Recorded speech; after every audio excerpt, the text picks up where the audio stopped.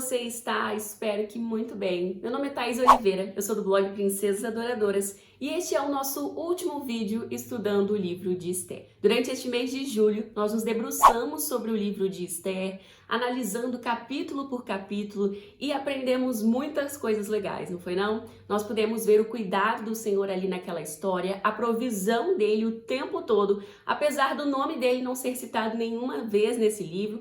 Apesar da gente não ver a mão dele poderosa agindo de maneira direta, né? Ele agiu de maneira invisível e agiu muito, né? E hoje, no nosso último episódio, nós vamos ler os 2 últimos capítulos do livro de Esther e vamos poder ver como que Deus concretizou essa história tão incrível e tão maravilhosa. No vídeo anterior, nós lemos os capítulos 6, 7 e 8 e nós pudemos ver, né, como que Deus transformou uma grande maldição, aquele terrível dia em que todos os judeus iriam ser mortos, em uma escapatória, né? Como que ele reverteu o jogo de maneira incrível e poderosa.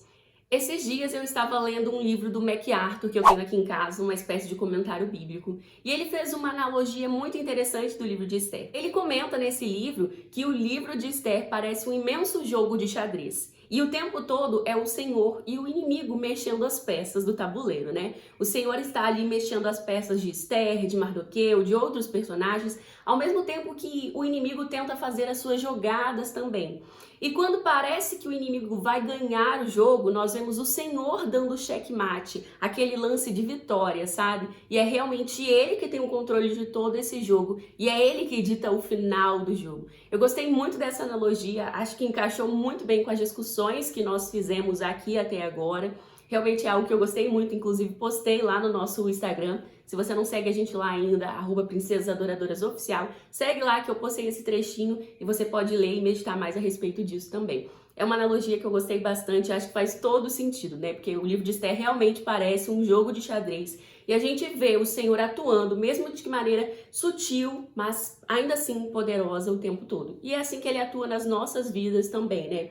Embora a gente não veja muitas das vezes a mão dele agindo diretamente, ele está sempre cuidando de nós e mantendo o controle sobre todas as coisas. Claro, quando a gente se dispõe a confiar nele e a entregar as nossas vidas nas mãos dele. Se você fez essa escolha, saiba que o Senhor está cuidando de você, assim como ele cuidou de Mardoqueu, de Esther e de todos aqueles judeus, impedindo aquele dia terrível do extermínio.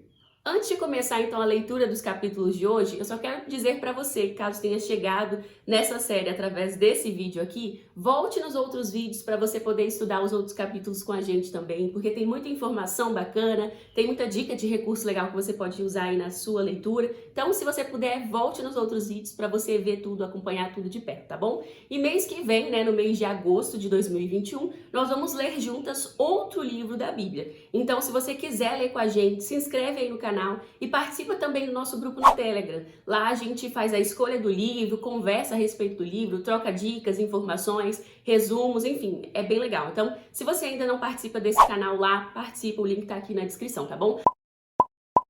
Assim como eu fiz nos outros vídeos, eu vou fazer primeiro a leitura do texto lá na minha Bíblia, né? Vou ler o capítulo 9, o capítulo 10, e depois dessa leitura inicial, eu vou me debruçar sobre a minha Bíblia de estudos para ler alguns comentários, fazer algumas análises, e também vou usar aqui para minha fala de hoje aquele livro do pastor Emílio que eu já mostrei para vocês, Esther na Casa da Pérsia.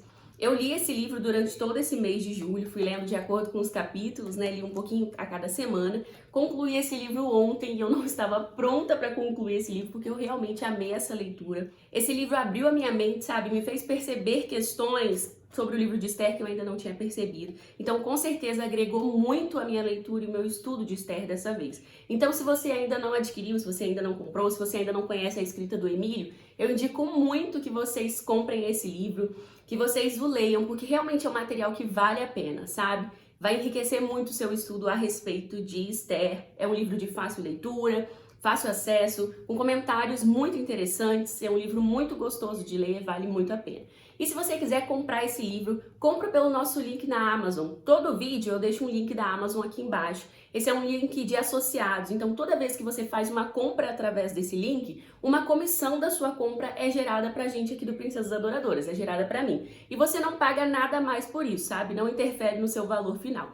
é apenas uma forma de você abençoar o meu trabalho e de permitir que o Princesas Adoradoras continue existindo. Então, não precisa ser só esse livro. Qualquer coisa que você for comprar na Amazon, vem aqui no canal e compra pelo nosso link, tá sempre na descrição dos nossos vídeos. Toda vez que você compra por esse link, você abençoa o meu trabalho e permite que eu continue dedicando o meu tempo para compartilhar a palavra do Senhor com você, tá bom? Então, se você gosta do meu trabalho, sente vontade aí de abençoar o projeto Princesas Adoradoras, comprar pelo nosso link na Amazon é uma maneira de nos abençoar, tá bom? E esse livro tem inclusive lá na Amazon, então vou deixar o link sempre aqui na descrição. Se você quiser comprar, sentir vontade de comprar, use o nosso link.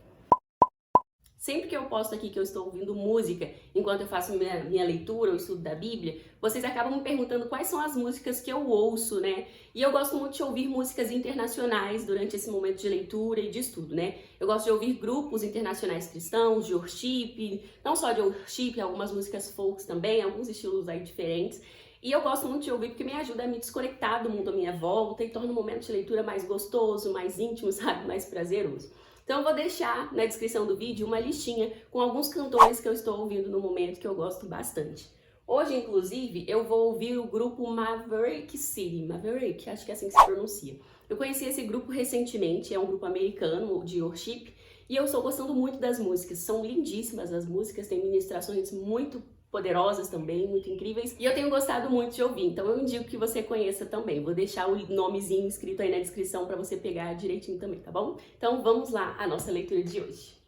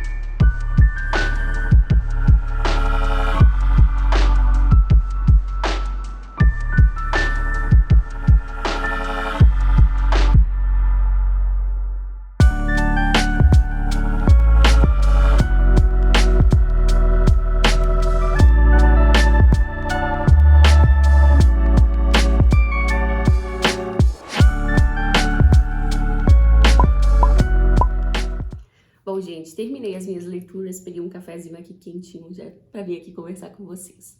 Bom, a leitura desses 2 capítulos é muito importante porque a gente vai chegando realmente na concretização da história, né? E eu quero elencar algumas coisas importantes que eu extraí desses 2 capítulos. O capítulo 9 começa nos dizendo como foi o dia em que o decreto do rei de que os judeus poderiam ser mortos aconteceu. Lembrando que esse decreto ainda estava em vigor, mas Mardoqueu, quando ele foi honrado pelo rei, né, quando ele ocupou, na verdade, né, o cargo de Amã, ele acabou escrevendo um novo decreto que dava autoridade aos judeus a se defenderem. Então, o primeiro decreto ainda estava valendo, porque um decreto do rei da Pérsia não poderia simplesmente ser desfeito assim, né? Não havia como simplesmente jogar aquele decreto fora. Alguns comentam que essa impossibilidade não estava só no fato de uma lei do rei não poder ser voltada atrás, sabe? Mas também devido à expansão do império, né? Se a gente se lembrar, o Império Persa, na Bíblia, é descrito com 127 províncias. Então, era um império muito grande e seria impossível fazer com que um decreto fosse desfeito assim de maneira tão rápida em todas as províncias, em todos os locais. Então, devido a essa impossibilidade, alguns teólogos comentam que é bem possível que seja por isso que se escreveu, né, um novo decreto que não cancelava o primeiro, mas que dava autoridade aos judeus para eles se defenderem e se protegerem contra os possíveis inimigos. E quando o dia fatídico, né, de fato chegou, os judeus encontraram pessoas inimigas sim. A gente vê ali no capítulo 9 que muitas pessoas se levantaram contra eles, muitas pessoas tramaram vingança, mas eles estavam preparados para se proteger. E eles se defenderam e mataram todos aqueles que vieram ter contra eles, né? Todos aqueles que atentaram contra as suas vidas, as vidas de suas famílias, os seus bens. Eles tiveram autoridade e poder para se defender, para se proteger dessas pessoas. E o capítulo 9 nos mostra que muitas pessoas atentaram contra os judeus, né? Só em Suzã, se eu não me engano, 500 pessoas foram mortas e em todo o Império 75 mil pessoas. Então muitas pessoas levaram fé, né? Botaram fé no primeiro decreto e atentaram contra a vida dos judeus. Só que eles estavam preparados para esse dia e eles puderam se defender. Eles tiveram a autoridade, né, dada pelo rei da Pérsia para se defender, para se proteger. E é muito interessante a gente observar como que essa guerra se deu, porque ela não foi uma guerra sanguinária. Os judeus não simplesmente estavam embebidos em raiva, sabe, em vingança, e mataram aquelas pessoas, mataram todas as suas famílias e pegaram seus bens. Não foi esse tipo de guerra. O pastor Emílio, naquele livro que eu mostrei para vocês, ele descreve essa guerra, essa defesa dos judeus como uma guerra santa. Uma guerra que não tem propósito de enriquecer o povo que está guerreando, mas sim de cumprir um propósito de Deus. O que os judeus fizeram nesse dia, matando essas pessoas, foi se proteger, se resguardar, proteger suas famílias, os seus bens. E eles não pegaram nenhum bem das pessoas que eles mataram. As pessoas que foram mortas não tiveram os seus despojos, os seus bens pegos pelos judeus. E os judeus também não mataram crianças nem mulheres. Eles só mataram as pessoas que se levantaram como inimigos. Então foi uma guerra santa em que propósito? Na medida em que eles não usaram aquilo para enriquecer, não usaram aquilo como vingança, mas sim para se proteger. E é muito interessante observar que esse momento de conflito, né, esse momento de proteção, que acaba se dando como uma guerra, ele cumpriu um propósito que o Senhor tinha para com os israelitas, os judeus, e para com os amalequitas. Se você se lembra dos outros episódios, nós comentamos, né, que os amalequitas, o povo do qual Amã descende, era um povo inimigo de Deus. E o Senhor tinha lançado sobre eles diversas maldições devido a uma série de conflitos que eles tinham com o povo israelita, né? E lá no tempo de Saul, o Senhor tinha dado ordenança para Saul para matar esse povo, para exterminar todo o povo, acabar com todos os seus bens, acabar com eles mesmos. Só que Saul não cumpriu à risca a palavra de Deus. Ele foi lá, matou o povo, mas ele não matou o rei, deixou algumas pessoas vivas e ele pegou despojos da guerra. Ele trouxe para si coisas que te sobraram da guerra, né? Ouro, prata, utensílios, enfim. E usou como justificativa que aquilo era para o seu exército, né? Que os seus soldados que iriam ficar com tudo aquilo. Mas o Senhor ficou irado com aquilo e tirou até a sua presença de Saul por causa dessa ação pecaminosa, dessa desobediência dele. E naquela época, quando Saul agiu dessa maneira, de maneira desobediente, ele não cumpriu o propósito que Deus tinha para os amalequitas. O Senhor queria terminar com aquele povo, sabe? Exterminar aquele povo. E isso não aconteceu porque Saul desobedeceu. Então agora, nessa guerra santa que a gente observa dos judeus se protegendo, o Senhor está cumprindo esse propósito. Ele está protegendo o seu povo, o que ele queria ter feito desde a época lá do Êxodo. Lá em Êxodo 17 é o momento que a gente vê o primeiro conflito entre os amalequitas e os judeus, né, os israelitas. E o Senhor queria ter cumprido aquilo lá, quis cumprir aquilo, essa vingança, né, contra os amalequitas durante o reinado de Saul, mas isso não foi possível porque as pessoas desobedeceram a ele. Mas agora ele estava cumprindo isso. E a gente vê os judeus se protegendo de maneira sábia, sem se aproveitar dos seus inimigos, sem zombar dos seus inimigos, sem se vingar deles, mas sim se protegendo e sem pegar os seus bens também. Outra coisa interessante da gente observar é que Amã tinha 10 filhos e esses 10 filhos acabaram sendo mortos durante esse conflito em que os judeus tentaram se proteger, né? Tentaram não, em que eles se protegeram. Matar esses filhos de Amã provavelmente foi uma maneira de também acabar com a raça de Amã, né? Com os descendentes dele, mas também uma maneira deles se protegerem. A gente não sabe como que esses 10 filhos agiram, né? Talvez eles tentaram se vingar pela morte do pai, talvez eles tenham tramado alguma coisa, ou mesmo eles tenham sido mortos em consequência da atitude do seu pai, dele ter sido reconhecido como um traidor. Então eles foram mortos e o rei autorizou que a rainha Esther permitisse que os corpos deles fossem expostos na cidade como uma forma de humilhação pública. Naquela época, no Oriente Próximo, né, naquela região onde a história se passa, era muito comum que os corpos de povos inimigos fossem exibidos na cidade onde eles foram mortos, porque isso era de uma humilhação tremenda. Então, daquela maneira, os filhos de Amã foram exibidos, né? Seus corpos foram exibidos, eles foram humilhados, bem como o seu pai, né? Essa cena que realmente é tenebrosa e aos nossos olhos, que nós vemos de uma cultura já tão mais diferente, né? Com um conceito de justiça já diferente desse período, é muito... chega a ser uma cena pesada, né? Tenebrosa, uma cena assim... Como que eu posso dizer? A palavra fugiu aqui da minha mente agora. É uma cena pesada, né? Forte demais, chega a ser bárbara, né? Mas é porque, de fato, a gente vive num sistema cultural, num sistema de justiça muito diferente do vivido durante o período que essa história se passa. Mas essa com certeza foi uma maneira da família de Amã ser humilhado, e também foi uma maneira do Senhor colocar o seu inimigo no devido lugar, né?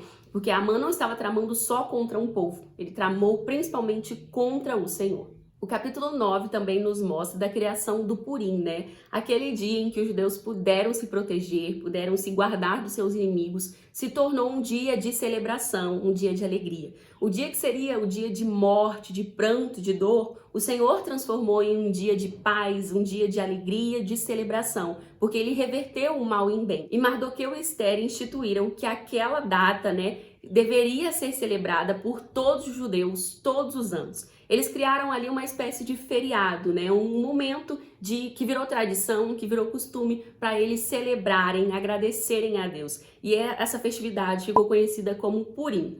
A palavra Purim vem da palavra pur, né? Que era jogar a sorte, né? Tentar a sorte. Amã jogou os dados, né? Ele tentou a sorte para escolher em qual dia os judeus seriam mortos. E Mardoqueu e Ester utilizam essa ideia do jogar a sorte, do pur, para dar o nome a essa festividade, a essa celebração que ficou conhecida como Purim. Essa festividade se tornou realmente um evento entre os judeus e eles celebram esse evento até hoje com muita alegria, com muita festividade, né, com muitas danças, com muita celebração mesmo para comemorar esse grande livramento que o Senhor deu ao seu povo. Vou mostrar para vocês mais alguns detalhes dessa festividade aqui na minha Bíblia de Estudos. A minha Bíblia de Estudos traz algumas informações bem interessantes sobre a festa de Purim. Como eu já falei para vocês, a palavra Purim vem da palavra hebraica pur, que significa a sorte, né? O ato de tirar sorte, o que era muito comum naquele período, uma forma de consultar os deuses. Inclusive, era uma forma de consultar ao nosso Deus também, era algo que os israelitas também usavam. Mas o nome fica aqui muito interessante porque Amã realmente tentou consultar a sorte, mas ele esqueceu que ele estava lidando com o povo do Deus vivo, né? O Deus verdadeiro, e as coisas não fluíram do jeito que ele imaginou que fluiriam. Enfim, a data da celebração dessa festa. Então, a festa é celebrada no 14º dia do mês de Adar. Esse mês de Adar fica ali entre fevereiro e março. E ela é celebrada nesse dia para todos aqueles que vivem em vilas e cidades que não são muradas. Naquela época, essas eram todas as cidades que não ficavam ali em Suzã, nem em Jerusalém, sabe? As cidades que ficavam em torno lá do Império Persa, lá no Império Persa, em todo o Império, essas pessoas celebraram primeiro, então no 14º dia. E na cidade de Suzã, eles celebraram no 15º dia. Então ficou para o 15º dia a celebração para todos aqueles que vivem em cidades fortificadas. E qual o propósito de celebrar a festa do Purim? Primeiro é celebrar, né, comemorar o livramento que Deus deu aos judeus do genocídio, né, graças ali ao empenho, à coragem de Ester. E o segundo propósito é se alegrar em comunidade, celebrar e também distribuir alimentos e presentes. Então é uma festa em que eles trocam presentes, trocam alimentos e celebram juntos. Essa minha Bíblia diz ainda como que essa festividade é celebrada hoje, né? A Bíblia informa aqui, ó, que no 15º dia ela é celebrada em Jerusalém, na cidade de Jerusalém, e no 14º dia ela é celebrada pelos judeus que vivem em vários outros lugares, né, que estão espalhados pelo mundo. E aí a celebração do Purim é realizada entre o finalzinho de fevereiro e o início de março, e ela continua a ser realizada, né, pelos judeus. E é justamente nessa festividade que eles fazem a leitura do livro de Ester na sinagoga. E essa leitura é acompanhada de muito barulho e de vaias toda vez que o nome de Amã é lido, né? As pessoas o vaiam por quem ele foi, pelas ações dele. Outra coisa legal que a Bíblia traz aqui é que essa festa é celebrada com máscaras, com festividades e brincadeiras, né? O autor chega a comparar aqui essa festividade um pouquinho até com o carnaval, né? Que ocorre em um período parecido, né? Mas lembrando que enquanto o carnaval é uma celebração da carne, né? A festa do Purim é celebrar uma ação de Deus, um ato de Deus e também um modo de comemorar em comunidade, de celebrar algo que o Senhor fez e que traz alegria aos judeus até hoje. E além de Esther e Mardoqueu terem instituído o dia da festa do Purim, eles também ressaltaram sobre a importância dos judeus se lembrarem do jejum e da lamentação, que foi tão importante para que Deus operasse, né, através deles e resolvesse ali aquela situação, aquele conflito.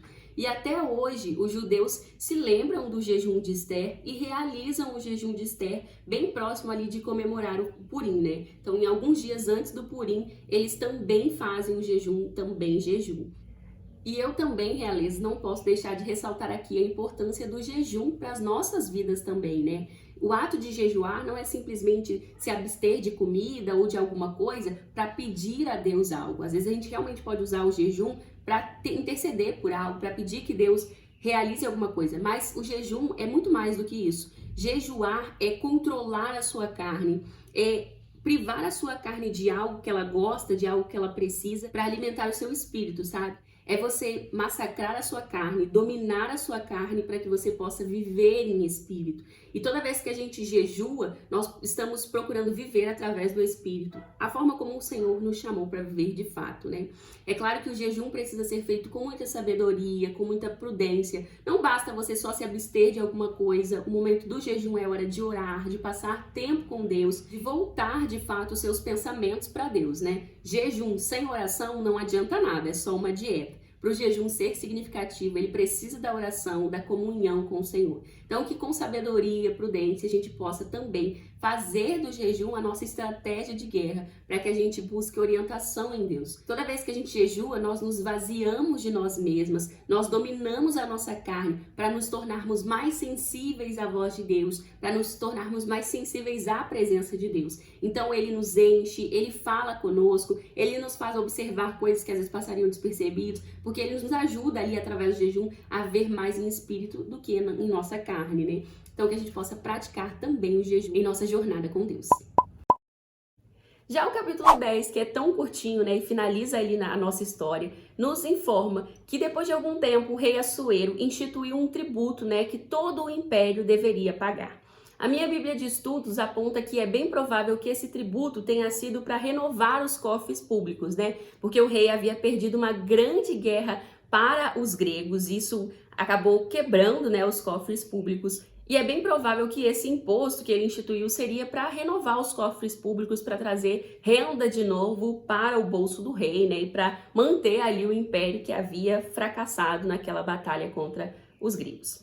Além disso, o capítulo 10 também nos informa que Mardoqueu se tornou um homem muito importante no Império Persa, né? O rei o colocou na segunda posição mais importante do império e ele se tornou muito poderoso, muito conhecido. E ele não ficou conhecido só pelo seu poder, né? Ele ficou conhecido por fazer o bem pelo seu povo, né? Ele não perdeu a sua identidade de povo de Deus, né? A sua identidade judia, e a gente dá para perceber aqui que provavelmente ele se manteve fiel ao seu povo, às suas origens e à sua identidade de filho de Deus, e ele fez um bom trabalho em cuidar do seu povo, em usar o poder que o Senhor o deu para governar em prol do seu povo e cuidar dele, né? Afinal, ele ficou conhecido por fazer o bem para o seu povo. Isso é muito importante, porque muitas das vezes a pessoa alcança uma bênção de Deus, é colocada em um local de liderança, um local de proeminência, um local importante, e ao invés de usar aquele local, aquela influência para o bem, para ajudar as pessoas,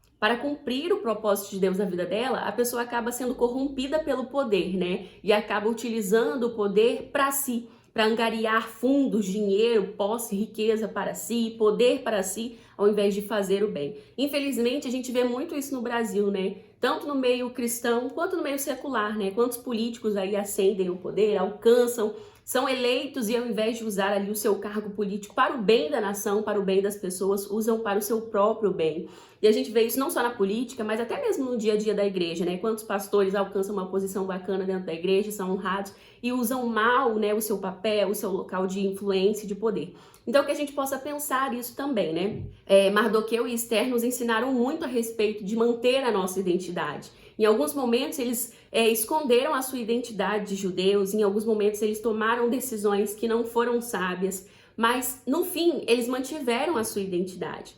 Como a gente já comentou aqui, é bem provável que Esther tenha aberto mão dos seus costumes judeus, como, por exemplo, não comer carne de porco, não casar com um incircunciso e tantas outras coisas que eram restritas e tantas outras coisas que um judeu não podia fazer, que o Senhor havia instituído através da lei de Moisés, né? Esther abriu mão dessas coisas para se adaptar à coroa persa, né? Provavelmente ela deixou de seguir a lei do Senhor em alguns aspectos para sobreviver na corte, para viver ali como rainha. E isso pode ter atrapalhado a sua identidade, pode ter sujado um pouco a sua identidade de filha, sabe? A sua identidade judaica, a sua identidade de povo de Deus. Aquilo que poderia ser um sinal para as outras pessoas de que ela era diferente estava escondido, porque ela não poderia mais fazer aquilo e ela teve que se adaptar à corte, sabe? Como, por exemplo, orar. Ela não podia orar em nome do Deus de Israel, né? Porque ninguém poderia saber que ela adorava o Deus de Israel. Mas ainda assim, ela conseguiu depois afirmar a sua identidade, assim como Mardoqueu, e mostrar que eles eram judeus, mostrar quem eles eram, a que Deus eles serviram e cumprir o propósito que Deus tinha na vida dos dois para ajudar a salvar o povo judeu, né? Então que a gente possa aprender com isso também, manter a nossa identidade. Nós temos que identidade? Nós temos identidade de filha, né? Nós somos filhas de um Deus vivo, um Deus que nos ama, que nos chama para viver de maneira diferente desse mundo, que nos chama para nós não sermos assimilados a esse mundo, mas que a gente viva uma renovação da mente e viva no padrão do céu e não no padrão dessa terra.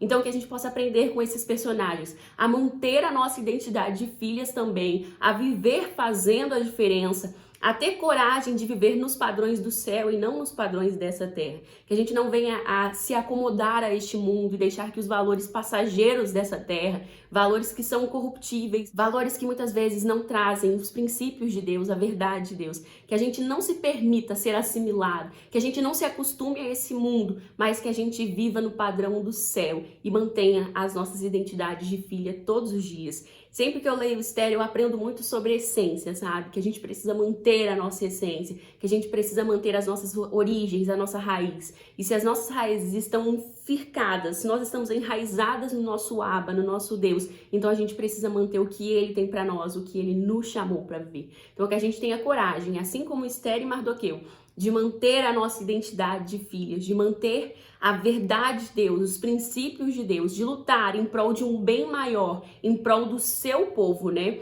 Porque nós fazemos parte de um povo gigantesco, que é o povo de Deus. E as nossas vidas interferem nesse todo, né? Às vezes a gente pensa que está sozinho nessa, que a nossa vida é pequenininha, não significa nada. Mas nós fazemos parte de um povo santo, de um povo gigantesco. E as nossas vidas interferem no meio desse povo também. Então que a gente possa fazer a diferença e viver em prol desse povo, viver em prol do nosso Deus e ter coragem para fazer aquilo que Ele nos chamou para fazer. Além de tudo isso que a gente já aprendeu e já discutiu aqui ao longo dessas semanas, desses episódios, que a gente se lembre que a história do livro de Esther não é simplesmente a história de Esther, a história de Mardoqueu, a história do rei Assuero, a história de Amã. Não é a história desses personagens. Mais do que tudo isso, este é um livro que nos lembra sobre o poder do nosso Deus, a providência do nosso Deus. É uma história, acima de tudo, sobre o Senhor. Embora nós tenhamos personagens aqui, a gente conheça um pouquinho de cada um deles e veja como que Mardoqueu e Esther foram usados em prol de um propósito maior, essa história, acima de tudo, aponta para o Senhor.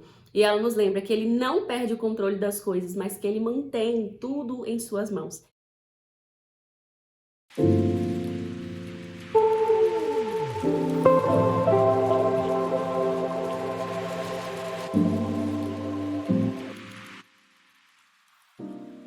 A história de Esther é uma história que nos fala muito sobre coragem, né? Sobre ter coragem para nós mantermos a nossa identidade de filhas, ter coragem para ser quem Deus nos criou para ser, coragem para fazer o que Ele nos chamou para fazer e coragem para seguir a Jesus.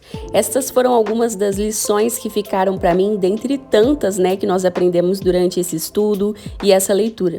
E para não ousar esquecer dessas lições tão preciosas, eu preenchi um post-it com essas verdades, me lembrando a ter coragem de assumir minha identidade de filha, viver essa identidade, ter coragem para fazer o que Deus tem me chamado, para ser quem Ele me criou para ser e também para seguir o caminho dele, né? Que é estreito, é difícil, não é fácil, né? Não é fácil seguir a conduta cristã, seguir os passos de Cristo. Com certeza é desafiador, mas super vale a pena e nós seremos recompensadas. Então eu oro para que todas nós sejamos preenchidas de coragem, a coragem que vem do alto, que vem do nosso Abba e que não nos abandona. Nele nós sempre podemos encontrar coragem para enfrentar os momentos mais desafiadores e mais difíceis, assim como Esther encontrou coragem quando não havia coragem nenhuma nela e o próprio Mardoqueu também. Que nós possamos nos inspirar neles e sermos corajosas também.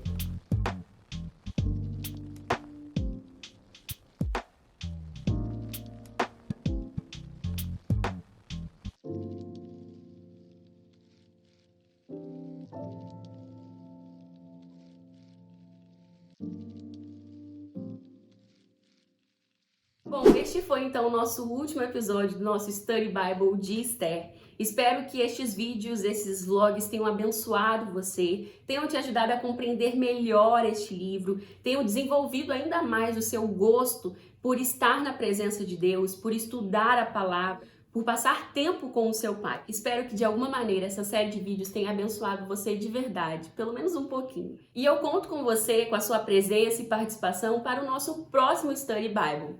Vamos estudar mais uma vez, mais um livro da Bíblia juntas e eu espero que a nossa próxima leitura te edifique e te abençoe tanto quanto me abençoe e me edifica também. Manter esse projeto é desafiador, dá trabalho, mas é muito gratificante ajudar vocês de alguma maneira e estimular vocês a passar ainda mais tempo na presença do Senhor. Espero de verdade que esse projeto tenha abençoado a sua vida e tenha feito a diferença, pelo menos um pouquinho assim. Enfim, realeza, é isso. Eu oro para que você e eu sejamos mulheres corajosas e possamos viver tudo aquilo que o Senhor nos chamou para viver. Deus te abençoe, te guarde e até o próximo vídeo. Um beijo e tchau, tchau!